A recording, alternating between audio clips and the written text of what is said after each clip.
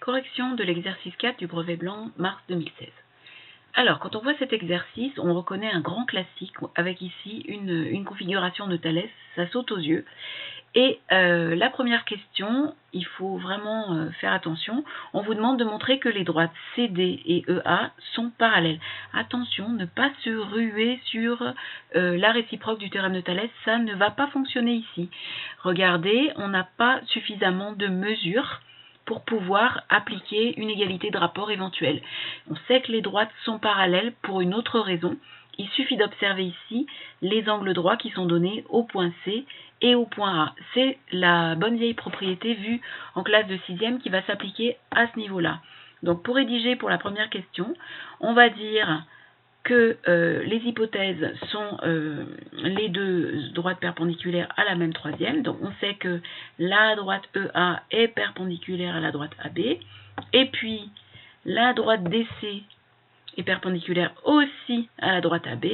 Et on sait tous que si deux droites sont perpendiculaires à une même troisième, alors elles sont parallèles entre elles. Ici, la même troisième, c'est évidemment la droite AB. Conclusion, la droite DC et la droite EA sont parallèles. Voilà comment on répond à la première question. Et on savait que ce n'était pas une application du théorème de Thalès, de l'égalité de Thalès, puisque en 2, on nous demande de calculer BC justement en appliquant cette fameuse propriété. Alors, question 2. Qu'est-ce qu'on sait? On vient de montrer que les deux droites, DC et EA sont parallèles. On vient de prouver ici deux droites parallèles. Et puis, on a nos droites séquentes. Les droites séquentes sont là.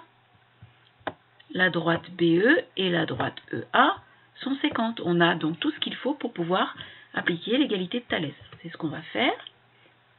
Question 2. Qu'est-ce que l'on sait? On sait que EB et AB sont deux droites séquentes. On sait depuis le paragraphe précédent que DC et EA sont deux droites parallèles, des parallèles des séquentes. On nomme la propriété utilisée d'après le théorème de Thalès et on va écrire l'égalité des rapports de Thalès, c'est-à-dire BC sur BA est égal à BD sur BE est égal à CD sur EA. Oui, mais là, on nous demande de calculer BC et on nous donne AB, AE et CD. On ne fait nulle part mention de ces deux côtés-là, du côté BD et du côté EB.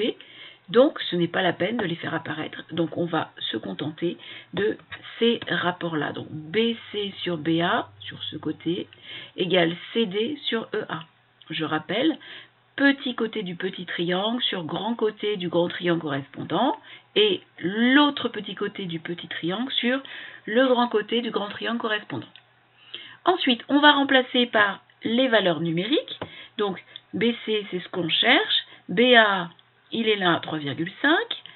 CD, il est là 1,5. Et puis, AE, il est là 2,625.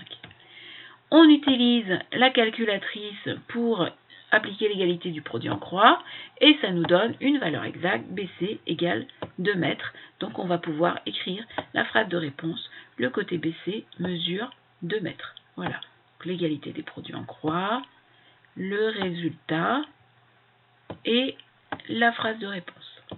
Voilà pour cet exercice qui permet de gagner des points de manière assez sûre. C'est l'exercice rassurant.